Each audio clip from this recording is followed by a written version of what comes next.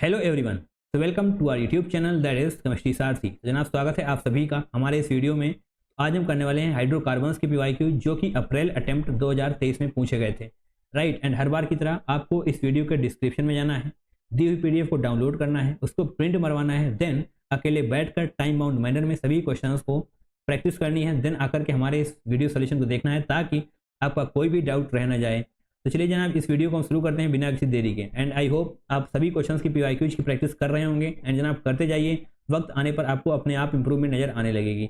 Right, तो चलिए जनाब बिना किसी टाइम को वेस्ट करें हम इस वीडियो की शुरुआत करते हैं। Question number 1, number of bromo derivatives obtained on treating ethane with excess of Br2 in diffused sunlight. Okay, excess of Br2 यानी कि ब्रोमीन की कोई भी कमी नहीं है। नंबर ऑफ ब्रोमो डेरिवेटिव्स हमसे पूछे गए हैं, मोनो डाई ट्राई कुछ नहीं बताया गया है, ऑब्टेन्ड ऑन ट्रीटिंग इथेन। तो जनाब यहाँ पर आपको काउंट करना पड़ेगा। इथेन बनाइए सबसे पहले, इथेन है कि इथीन है, इथेन है तो निश्चित तौर पे CH3 सिंगल बॉन्ड CH3 होगा एंड इसकी हम रिएक्शन करवाएंगे Br2 इन सनलाइट। तो निश्चित तौर पे जनाब यहाँ पर ब्रोमीन ऐड करेगा, ब्रोमीन ऐड करेगा। हमसे पूछा गया है ब्रोमो डेरिवेटिव, तो सबसे पहले हमको मोनो बताना होगा, फिर डाई, फिर ट्राई, इस तरीके से आगे बढ़ते जाएंगे एंड टोटल काउंट करके यहाँ पर लिखेंगे। जनाब जैसे ही मोनो ब्रोमो डेरिवेटिव हमको बताना होगा तो निश्चित तौर पे एक ब्रोमीन यहाँ पर जोड़ दीजिए चाहे यहाँ पर जोड़ दीजिए, सेम ही बात होगी। तो यस, मोनो के केस में जनाब दो नहीं सॉरी एक ही होने वाला है, CH3 CH2 Br। Right, and चाहे आप इस तरफ Br लगाइए इस तरफ लगाइए, बात तो एक ही है। अब बारी है जनाब डाई ब्रोमो डेरिवेटिव की। ओके, तो जनाब CH3 किस तरीके से हम दो वाला ऐड करेंगे। CH3 एक बार दोनों ब्रोमीन यहाँ पर ऐड कर दीजिए, Br एंड एक बार एक यहाँ पर एक यहाँ पर। ओके, CH2 Br इस तरीके से हो जाएगा, CH2 Br इस तरीके से हो जाएगा। ओके, अब बारी है जनाब तीन वाले की। ओके, तीन में क्या है, एक बार तीनों यहाँ पर ऐड करिए, एक बार एक यहाँ पर ऐड करिए, दो यहाँ पर ऐड करिए। ओके जनाब, CH3C तीनों ब्रोमीन होंगे, तीनों ब्रोमीन हो जाएंगे। ओके, एंड अब यहाँ पर एक ब्रोमीन देखिए यहाँ पर दो कर दीजिए, CH जनाब एक ब्रोमीन यहाँ पर हो जाएगा, एक ब्रोमीन यहाँ पर हो जाएगा एंड C एक ब्रोमीन यहाँ पर हो जाएगा, CH2 आई थिंक 1 2 3 4। ओके, सही बनाया हमने। एंड अगर आप सोच रहे हैं कि दो ब्रोमीन यहाँ पर दे दिए जाएँ इस कार्बन पर तो जनाब सेम ही होगा, चाहे दो ब्रोमीन यहाँ पर दीजिए चाहे यहाँ पर दीजिए, सेम ही होने वाला है। अगर आपको विश्वास नहीं है तो बना के देख लो यार, कौन सा बहुत ज़्यादा टाइम आपका बर्बाद होने वाला है। अब टेट्रा यानी कि हम 4 कार्बन का एडिशन करने वाले हैं। तो जनाब देखिए बहुत ही ध्यान से, 4 कार्बन यानी कि तीन ब्रोमीन यहाँ पर रखिए एंड एक यहाँ पर रखिए। सबसे पहले CH2 जनाब एक ब्रोमीन यहाँ पर हो जाएगा, C तीन बॉन्ड यहाँ पर होंगे, bromine bromine and bromine. Bromine की हमारे पास कोई कमी नहीं है, बहुत ज़्यादा ब्रोमीन हमारे पास है क्योंकि हमको एक्सेस में दिया गया था। CH Br ऐसे करिए, Br ऐसे करिए एंड Br इस तरीके से करिए। ओके, एंड जनाब अब बारी है पेंटा एंड हेक्सा की। तो ये टाइम टेकिंग क्वेश्चन है, बेसिकली ये टाइम टेकिंग वाला क्वेश्चन है जनाब, जहाँ पर आपका टाइम काफ़ी ज़्यादा लगने वाला है। पेंटा यानी कि 5 ब्रोमीन हम ऐड करेंगे। 5 ब्रोमीन कैसे ऐड करेंगे, एक कार्बन से 3 जोड़ेंगे, एक से 2 जोड़ेंगे, इसके अलावा आपको कोई और तरीका नहीं मिलने वाला। C 3 ब्रोमीन यहाँ से जोड़ दीजिए, ब्रोमीन ब्रोमीन एंड ब्रोमीन जनाब 2 यहाँ से जुड़ जाएंगे एंड एक H ऑब्वियसली आप यहाँ पर भी जोड़ देंगे। राइट, एंड जनाब अब बारी है हेक्सा की। हेक्सा यानी कि 6 ब्रोमीन जुड़ने वाले हैं, 6 हाइड्रोजन आप हटाएंगे एंड 6 ब्रोमीन जुड़ने वाले हैं। तो जनाब हेक्सा का एक हो जाएगा। आप ड्रॉ कर लीजिएगा, बार बार ड्रॉ करने का कोई मतलब है नहीं। एंड अब हम काउंटिंग करेंगे कहाँ पर कितने होने वाले हैं। मोनो में जनाब एक होगा, डाई में 1 एंड 2 हो जाएंगे, ट्राई के केस में जनाब 1 एंड 2, ट्राई में भी 2 होने वाले हैं। राइट, एंड टेट्रा 4 ब्रोमीन के केस में भी जनाब 2 ही होंगे। पेंटा एंड हेक्सा के केस में जनाब 1-1 होने वाला है। टोटल काउंटिंग करिए एंड खाली जगह पर लिख दीजिए 1 2 यानी कि 3 5 7 8 9। ओके, तो नंबर ऑफ ब्रोमो डेरिवेटिव्स से पूछेंगे तो यस 9 होने वाले हैं। पहले आप सिंगल करेंगे, फिर डबल करेंगे, फिर 3 ऐड करेंगे, फिर 4 ऐड करेंगे, फिर 5 ऐड करेंगे एंड लास्ट में 6 ब्रोमीन ऐड करेंगे, तो निश्चित तौर पर आपको इस क्वेश्चन का करेक्ट आंसर मिल जाएगा। तो बेसिकली ये क्वेश्चन का कॉन्सेप्ट तो बहुत ज़्यादा टफ नहीं है, बट आपको प्रैक्टिस करनी पड़ेगी, अदरवाइज आप कुछ ना कुछ मिस कर देंगे एंड 9 की बजाय अगर आप 8 लिख देंगे तभी जनाब आपको -1 ही मिलने वाला है, राइट। तो ये क्वेश्चन हम अच्छा ही मानेंगे क्योंकि जनाब बहुत आसान क्वेश्चन हम नहीं बोलने वाले इसको। Number 2, question number 2, molar mass of the hydrocarbon X, molar mass of hydrocarbon X which on ozonolysis consume 1 mole of O3 per mole and gives 1 mole each of ethanol and propanol is। तो सबसे पहले तो जनाब हमको space चाहिए, space यानी कि जगह, हम अंतरिक्ष की बात नहीं कर रहे हैं। ओके, तो यस हमने सब कुछ इरेज कर दिया है एंड वापस से पढ़िए, यानी कि हाइड्रोकार्बन X है, हाइड्रोकार्बन X है, यस इसका हम करने वाले हैं ओजोनोलिसिस यानी कि O3 जो हमको दिया गया है O3 पर मोल। तो जनाब क्या होगा ओजोनोलिसिस के केस में, आप जानते हैं कि डबल बॉन्ड को तोड़कर हम O दोनों तरफ दे देते हैं, ऑक्सीजन ऑक्सीजन, तो उसके बाद जो प्रोडक्ट बनने वाले हैं वो हमको दिए गए हैं इथेनॉल एंड प्रोपेनॉन। तो जनाब इथेनॉल एंड प्रोपेनॉन का स्ट्रक्चर क्या होगा वो आप ड्रॉ करिए, अदरवाइज आप इस क्वेश्चन को सॉल्व नहीं कर पाएंगे। तो जनाब ये हो चुका है इथेनॉल, राइट, ये आपने इथेनॉल ड्रॉ कर लिया एंड प्रोपेनॉन, प्रोपेनॉन के केस में जनाब CH3C एंड यहाँ पर भी CH3 ही होगा, ये जनाब हमने ड्रॉ कर लिया प्रोपेनॉन। अब बेसिकली आपको रिवर्स ओजोनोलिसिस फॉलो करना है, रिवर्स ओजोनोलिसिस यानी कि यहाँ पर हम दोनों ऑक्सीजन को गायब कर देंगे एंड इन दोनों डबल बॉन्ड को जोड़ देंगे। तो कैसे करेंगे आप इसके लिए बहुत ही ध्यान से देखिए, हम थोड़ा अच्छे तरीके से आपको ड्रॉ कर लेते हैं ताकि आपको समझने में आसानी रहे, राइट। ये हमने यही ड्रॉ किया है, कुछ भी कंफ्यूज होने की जरूरत है नहीं। ऑक्सीजन यहाँ पर भी होगा, कार्बन CH3 एंड CH3 यहाँ पर भी होगा।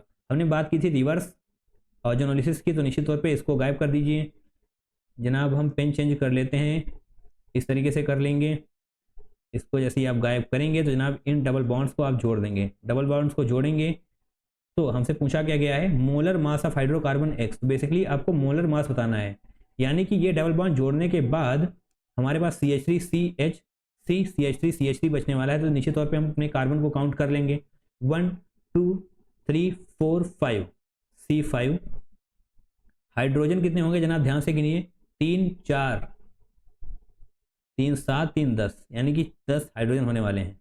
C5H10 फार्मूला होगा हाइड्रोकार्बन का। ओके, मोलर मास के लिए जनाब 12 × 5 करिए यानी कि 60 मोलर मास होने वाला है सभी कार्बन्स का एंड 10 सभी हाइड्रोजन का। तो 60 + 10 क्या होता है 70 होता है, सभी को पता है 70 यहाँ पर लिख दीजिए, राइट। ये क्वेश्चन भी आसानी था, कुछ भी टफ नहीं था इसमें, आप सभी को पता है कि ओजोनोलिसिस में क्या होता है, ये बात बहुत ही पुरानी हो चुकी है।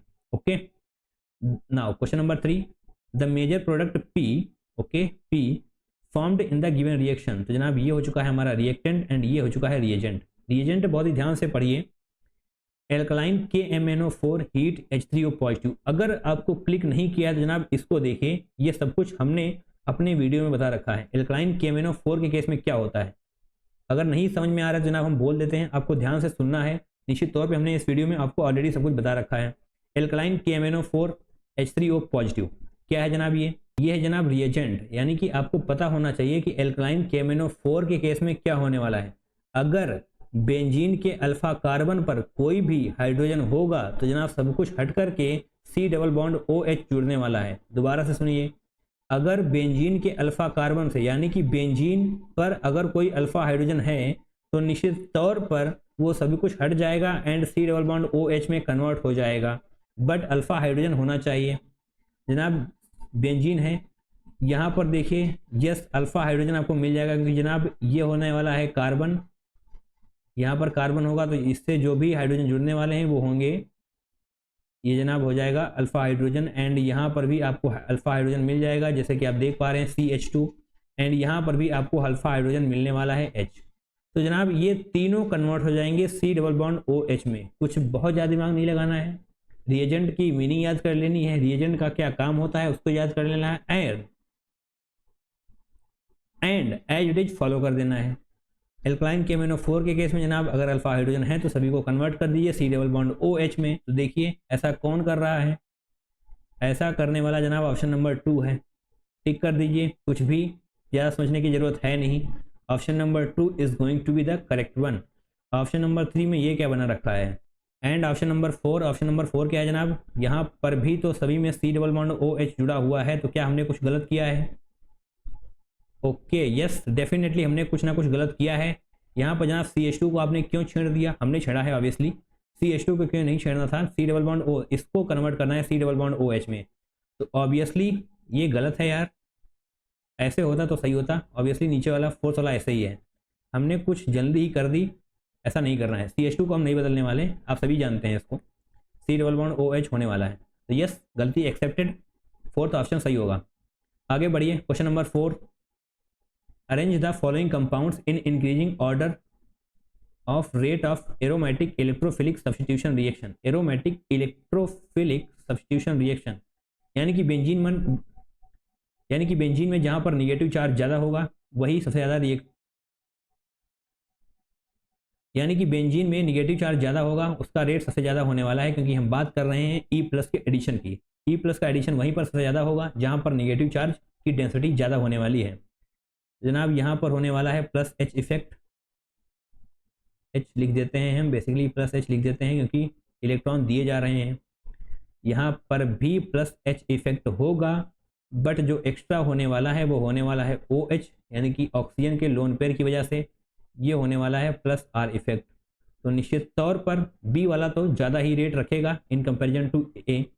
आगे बढ़िए C, एंड यहाँ पर आपको डेल्टा प्लस मिलने वाला है, यस क्योंकि डबल बॉन्ड है तो ऑब्वियसली ऑक्सीजन कार्बन, सभी जानते हैं कि ऑक्सीजन की इलेक्ट्रोनेगेटिविटी ज़्यादा होती है, तो ऑक्सीजन पर होने वाला है माइनस, डेल्टा माइनस, एंड यहाँ पर होने वाला है डेल्टा प्लस। ओके यानी कि ये होने वाला है -R ग्रुप, जैसा कि आप देख पाएंगे कि यहाँ पर होने वाला है -R, बस लिखते जाइए आगे सब कुछ समझ में आ जाएगा। एंड यस आगे बढ़िए। ओके आगे बढ़ने से पहले इसको सही करिए, इलेक्ट्रॉन विड्रॉइंग होगा जनाब, इलेक्ट्रॉन डोनेटिंग नहीं। तो सबसे पहले इरेजर लाएंगे हम, क्योंकि हमने -R लिखा है बट करेक्ट एरो नहीं ड्रॉ किया है, अब ड्रॉ कर लिया है हमने, राइट। एंड जनाब अब बारी है D की। D का क्या मतलब होगा, यहाँ पर लोन पेयर, तो निश्चित तौर पे ये होने वाला है +R, जैसा कि आप यहाँ पर देख कर आए हैं, लोन पेयर भी हम ड्रॉ कर ही लेते हैं। एंड यहाँ पर भी जनाब +R ही होने वाला है, यानी कि ये भी इलेक्ट्रॉन देने वाला है। +R प्लस का मतलब होता है जनाब electron donating, right. Electron donating तो निश्चित तौर पर बेंजीन की या इलेक्ट्रॉन डोनेटिंग, तो निश्चित तौर पर यहाँ पर बेंजीन पर जो है इलेक्ट्रॉन की डेंसिटी +R बोले तो इलेक्ट्रॉन डोनेटिंग यानी कि बेंजीन पर इलेक्ट्रॉन की डेंसिटी काफ़ी ज़्यादा बढ़ने वाली है, राइट। यहाँ पर बहुत ज़्यादा बढ़ जाएगी क्योंकि 2 +R के ग्रुप हैं, एंड यहाँ पर +H है, +H यहाँ पर भी लिख ही लेते हैं, यहाँ पर भी जनाब +H है, यहाँ पर भी +H है, बट साथ में +R भी है। तो सबसे पहले हम D के, ये होने वाला है D का रेट सबसे ज़्यादा होगा, उसके बाद जनाब B का होगा, क्योंकि D के पास हैं 2 +R ग्रुप एंड B के पास हैं 1 +R ग्रुप। H+, उसके बाद H+ की बारी आएगी, एंड निश्चित तौर पे उसके बाद A लिखेंगे, एंड C को सबसे लास्ट में रखेंगे। क्यों रखेंगे C को सबसे लास्ट में, क्योंकि जनाब यहाँ से तो इलेक्ट्रॉन खींच लिया गया, रेट को कम कर दिया गया, राइट। DBAC इनसे पूछा गया है इंक्रीजिंग ऑर्डर। जनाब ध्यान से इन चीज़ों को बहुत ही ध्यान से देखते हुए चले जाना है, अदरवाइज क्वेश्चन आते हुए भी, कॉन्सेप्ट आते हुए भी, एग्जाम में टाइम लगाते हुए भी आप +4 नहीं बल्कि -1 लेकर आएंगे, एंड -1 नहीं जनाब वो -5 होगा। कैसे होगा आप सोचिए, DBAC नहीं जनाब CABD लिखना होगा हमको, CABD यानी कि ऑप्शन नंबर 4 सही हो जाएगा। अगर हम DBAC देखते तो निश्चित तौर पर ऑप्शन नंबर 2 हमको करेक्ट मिल रहा होता, एंड हमको ऑप्शन सही मिलता तो निश्चित तौर पर हम करेक्ट टिक करते एंड आगे बढ़ जाते, -1 हमारे साथ चिपक जाता। ओके बट ऐसी गलती करनी नहीं है, इंक्रीजिंग ऑर्डर लिखा हुआ है तो हम उसको ध्यान से पढ़ेंगे। एंड क्वेश्चन नंबर 5 की जनाब बारी है, क्या लिखा हुआ है, असर्शन रीजन टाइप क्वेश्चन है। बेसिकली असर्शन क्या है, can be subjected to Wolff Kishner reduction to give ये। ओके सभी जानते हैं वुल्फ-किशनर रिडक्शन में हम कार्बोनिल को CH2 में कन्वर्ट करते हैं, एल्केन में कन्वर्ट करते हैं, यानी कि C डबल बॉन्ड O है तो निश्चित तौर पर CH2 में उसको हम कन्वर्ट कर रहे होंगे। सभी जानते हैं ऐसा वुल्फ-किशनर रिडक्शन में होता है, बट यहाँ पर ऐसा नहीं होगा। क्यों नहीं होगा? क्योंकि जनाब यहाँ पर लिखा हुआ है क्लोरीन। क्लोरीन यानी कि base sensitive group. Base sensitive group के केस में वुल्फ किर्शनर रिडक्शन अपना काम नहीं कर पाती है। अगर आपको नहीं पता है तो जनाब नोट करते जाइए। वुल्फ किर्शनर रिडक्शन में C double bond O CH2 में कन्वर्ट होता है जनरली, बट यहाँ पर है base sensitive group. Base sensitive group में फ्लोरीन, क्लोरीन, ब्रोमीन, आयोडीन आते हैं, सभी आते हैं। तो यस, क्लोरीन की वजह से ये वाला नहीं होने वाला। अगर यहाँ पर क्लोरीन ना होता तो ऑब्वियसली ये हो रहा होता। तो जनाब असर्शन गलत हो जाएगा, क्योंकि यहाँ पर क्लोरीन नहीं होगा। जो प्रोडक्ट बनने वाला है, करेक्ट प्रोडक्ट बनने वाला है, अगर आप देखना चाहते हैं तो यहाँ पर देखिए ध्यान से, ऐसा हम मानते हैं कि ऑक्सीजन यहाँ से आएगा, क्लोरीन को धक्का मारेगा, क्लोरीन बाहर चला जाएगा एंड ये डबल बॉन्ड यहाँ पर आ जाएगा। यस, इस तरीके से ये होने वाला है करेक्ट प्रोडक्ट, बट हमसे यहाँ पर ये लिखा हुआ है राइट। तो निश्चित तौर पर हम असर्शन को गलत मानेंगे। रीजन को देखिए, Wolff Kishner reduction is used to convert C double bond O into CH2। Yes, obviously बिल्कुल सही है। तो रीजन तो सही है बट असर्शन गलत हो चुका है। C double bond O CH2 में कन्वर्ट होता है वुल्फ किर्शनर रिडक्शन में। A is false, R is true. तो जनाब ऑप्शन नंबर 2 हमारा सही हो जाएगा। A is false but R is true. Okay, question number 6 को देखिए। क्वेश्चन नंबर 6 में जनाब क्या है? ZnHgHCl। ZnHgHCl का मतलब हुआ जनाब यहाँ पर होने वाली है क्लीमेंसन रिडक्शन। तो बेसिकली आपको रिएजेंट याद होने चाहिए, उनका वर्किंग याद होना चाहिए एंड साथ में ये भी याद होना चाहिए कि वो रिएजेंट किस रिएक्शन में यूज होते हैं। आपसे डायरेक्टली भी पूछा जा सकता था। ZnHgHCl क्लीमेंसन रिडक्शन यानी कि यहाँ पर भी C डबल बॉन्ड O को CH2 में कन्वर्ट किया जाएगा, एल्डिहाइड को एल्केन में कन्वर्ट किया जाएगा, राइट। ये सारी चीज़ें आपको याद होनी चाहिए। तो इसको बेसिकली हम यहाँ पर सही तरीके से ड्रॉ कर लेते हैं ताकि हमको समझ में भी आए। C6H5 फिलहाल हम यही लिखते हैं। CH को हम यहाँ पर नीचे रखेंगे, OH को हम ऊपर रखेंगे एंड CH, CH3 एंड जनाब CH2 CHO यहाँ पर लिखा हुआ है एंड ये है एल्डिहाइड। ऑब्वियसली जनाब ZnHgHCl एल्डिहाइड को कन्वर्ट करने वाला है CH3 में। अगर आप यहीं कर लें तो क्या कोई दिक्कत हो जाएगी? नहीं, कोई दिक्कत नहीं होगी। हम CH2 को CH3 में कन्वर्ट कर लेते हैं। ओके, CH2 CH3 हो जाएगा। बट हम साथ में यहाँ पर ये भी लिख देते हैं कि ZnHgHCl के साथ रिएक्शन हो चुकी है। ओके, ZnHgHCl के साथ रिएक्शन हो चुकी है। OH को देखकर आपके दिमाग की घंटी बजनी चाहिए, क्योंकि जनाब यहाँ पर H+Cl-, तो निश्चित तौर पर आपको ये पता होना चाहिए कि OH है तो OH OH2 में कन्वर्ट होकर यहाँ से बाहर चला जाएगा, यहाँ से OH2 में कन्वर्ट होकर बाहर चला जाएगा। तो निश्चित तौर पर इस कार्बन पर प्लस छोड़ के जाएगा, यहाँ पर जनाब प्लस होने वाला है एंड CH, CH2 CH3 आप एज इट इज लिख लीजिए। CH3 आप यहाँ पर भी लिख लीजिए, हाइड्रोजन होने वाला है। अब आप बहुत ही ध्यान से देखिए, प्लस एंड यहाँ से हाइड्रोजन हटेगा तो निश्चित तौर पे यहाँ पर जनाब एल्कीन बनने वाली है। यहाँ पर एल्कीन बनने वाली है तो निश्चित तौर पे हम इसको इरेज करेंगे एंड डायरेक्टली ही एल्कीन बना लेंगे। तो निश्चित तौर पे आपको यहाँ से हाइड्रोजन भी हटाना पड़ेगा। ओके, एल्कीन आप बनाएंगे तो निश्चित तौर पर यही प्रोडक्ट हमसे पूछा गया था। तो यहाँ पर जनाब मैच करिए, C6H5CHOH नहीं, इसको हटाइए, यानी कि ए ऑप्शन नहीं होगा। C6H5CH double bond C CH3 C2H5 यानी कि CH2 CH3। बेसिकली हम इसको C2H5 भी लिख सकते हैं। तो यस, ऑप्शन नंबर बी हमारा सही हो जाएगा। ऑप्शन नंबर सी नहीं होगा, ऑप्शन नंबर डी भी नहीं होगा। ओके, ऑप्शन नंबर सी क्यों नहीं होगा? C double bond CH C2H5 obviously ये नहीं होगा। CH3 भी नीचे होना चाहिए जो आपको यहाँ पर देखने में आ रहा है। ओके, तो इस क्वेश्चन को भी हमने किया एंड जनाब अब बारी है क्वेश्चन नंबर, यहाँ पर तो क्वेश्चन नंबर ही नहीं लिखा है, तो बेसिकली ये है question number 7। Choose the correct answer from the options given below. ये क्या लिखा हुआ है? ओके, तो ये जनाब ऑप्शन कुछ अलग तरीके से दिए हुए हैं। तो बेसिकली हम सबसे पहले आंसर की को देखना चाहेंगे कि आंसर की में क्या आंसर है, क्योंकि जनाब जो हमने किया है वो एग्जैक्टली सही है, उस पर डाउट मत करिएगा, बिल्कुल सही किया है हमने। आंसर कीज 6 नंबर क्वेश्चन में सेकेंड वाला सही है। 6 क्वेश्चन का सेकेंड वाला ऑप्शन सही है। सेकेंड वाला ऑप्शन ही तो हमने टिक किया है, बी वाला ही हमने टिक किया है। ओके, अगर हमने बी टिक किया है तो निश्चित तौर पर ये जो कुछ भी लिखा हुआ है बी ओनली, यानी कि ये है गलत। इसको जनाब काट दीजिएगा, इसकी कोई भी ज़रूरत है नहीं, राइट। एंड यही जनाब जो हमने किया है वो सही है, बी ऑप्शन बिल्कुल सही होने वाला है एंड बी ऑप्शन ये रहा आपका, राइट। अगर आप उस आंसर की के हिसाब से सेकंड ऑप्शन यहाँ पर मार्क कर देंगे तो आपको ए ओनली वाला ऑप्शन सही मिल जाता एंड वो जनाब गलत है। ओके, तो इसको हटाइए, इसकी कोई भी जरूरत नहीं है, आगे बढ़िए अब। तो यस जनाब, हम करेंगे क्वेश्चन नंबर 7। क्वेश्चन नंबर 7 बहुत ध्यान से देखिए। 2 हेक्सीन रिएजेंट क्या है, O3H2O प्रोडक्ट्स। आपको O3H2O रिएजेंट पढ़ते वक्त ही आपको पता चल जाना चाहिए कि इस रिएजेंट का क्या काम होता है। बेसिकली ये है ऑक्सीडेटिव ओजोनोलिसिस के लिए, राइट। ऑक्सीडेटिव ओजोनोलिसिस के लिए है, आपको पता होना चाहिए कि रिडक्टिव ओजोनोलिसिस में किन कौन कौन से रिएजेंट होते हैं, ऑक्सीडेटिव ओजोनोलिसिस में कौन कौन से रिएजेंट होते हैं। अगर आपको नहीं पता है तो साइड में देखिए, हमने इस वीडियो में बता रखा है, तो निश्चित तौर पे आपको याद होने चाहिए वो सभी रिएजेंट्स, राइट। वापस से इस क्वेश्चन पर आइए। 2 हेक्सीन से प्रोडक्ट बनाना है हमको, तो निश्चित तौर पर पहले आपको ये पता होना चाहिए कि ऑक्सीडेटिव में क्या होता है, रिडक्टिव में क्या होता है। ऑक्सीडेटिव, सॉरी, पहले हम रिडक्टिव कर लेते हैं। रिडक्टिव में क्या होता है, रिडक्टिव ओजोनोलिसिस के केस में हम डबल बॉन्ड को तोड़ते हैं, दोनों तरफ ऑक्सीजन दे देते हैं।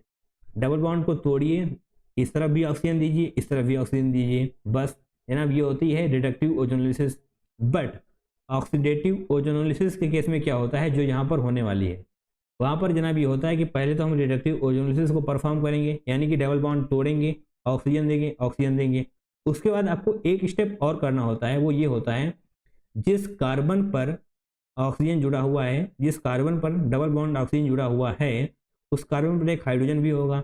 उस हाइड्रोजन को जनाब आपको कन्वर्ट करना है OH में। कैसे करना है, क्या करना है, क्वेश्चन को ध्यान से देखिए, सब कुछ समझ में आ जाएगा। 6 कार्बन सबसे पहले हमको ड्रॉ करने हैं। यस जनाब, ये हो जाएंगे हमारे पास 6 कार्बन, क्योंकि आप देख पाएंगे हेक्स लिखा हुआ है। 2 इन यानी कि डबल बॉन्ड कार्बन यहाँ पर होगा 1 2 ऑब्वियसली। अब जनाब पहले हम परफॉर्म करेंगे, ऑब्वियसली हमको परफॉर्म करना है ऑक्सीडेटिव ओजोनोलिसिस, बट उसके पहले हमको करना होता है रिडक्टिव ओजोनोलिसिस।